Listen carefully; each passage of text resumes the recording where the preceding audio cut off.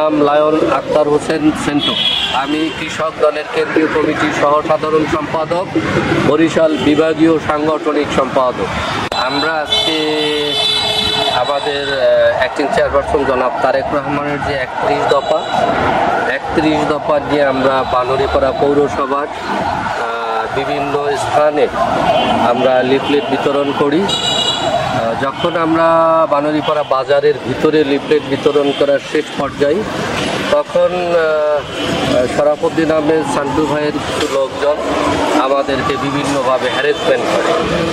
তো আমাদের সাথে ছাত্রদল, যুবদল, মূল দল, কৃষক দলের লোকজন ছিল। আমি সবাইকে নিষেধ করছি, তোমরা কোনো কথা বলবা না, তারা যা বলতেছে বলো। আসলে আমি বিগত দিনে যে ফেস্টন ব্যানার দিয়েছিলাম, আমি দিয়েছিলাম সবগুলো আমাদের অ্যাক্টিং চেয়ারপারসনের বক্তব্য দিয়ে আমি এই ব্যানারগুলো দিয়েছিলাম। প্রতিটা ব্যানার কেটে ফেলছে, প্রতিটা ব্যানারই কেটে ফেলে। এগুলো আসলে রাজনৈতিক কোনো শিষ্টাচারিতা না, আর এগুলো রাজনৈতিক কোনো থিমও না। যারা রাজনীতি না বুঝে তারা কেন মাঠে আসেন রাজনীতি করতে? অনেকেই আমরা এই গত আওয়ামী লীগের ট্রামটায় আমি সারা বরিশাল জুড়ে, বিভাগটা জুড়ে কাজ করছি, ইউনিয়ন পর্যায়ে বলতে আমি অনেকেই পাই নাই। তারা এখন অনেকেই বড় বড় নেতা ভাবছেন। তো আমার মনে হয় দলের জন্য কাজ করেন, দলের জন্য কাজ করেন, ডোর টু ডোর যান, এতে দলের কাজ হবে এবং সাধারণ মানুষেরও কাজ হবে।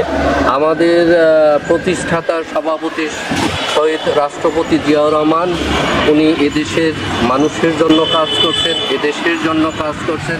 উনি যা করছেন, আমাদের আগামী দিনের রাষ্ট্রনায়ক অ্যাক্টিং চেয়ারপারসন জনাব তারেক রহমান সেভাবেই দেশ এবং দলের জন্য, সাধারণ মানুষের জন্য কাজ করতেছেন।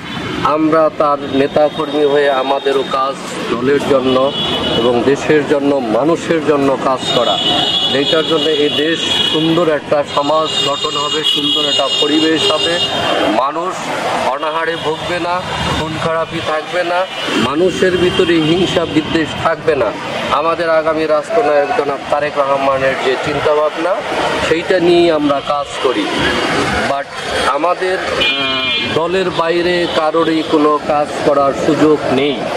দল আমাদেরকে যে ডিরেকশন দিবে আমরা সেভাবেই কাজ করব।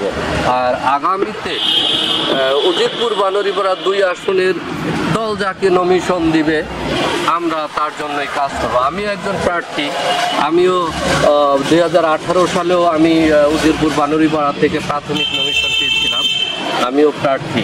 কিন্তু আমি দলের একজন কর্মী, দল আমাকে যেইটা বলবে আমি সেভাবেই কাজ করতে প্রস্তুত।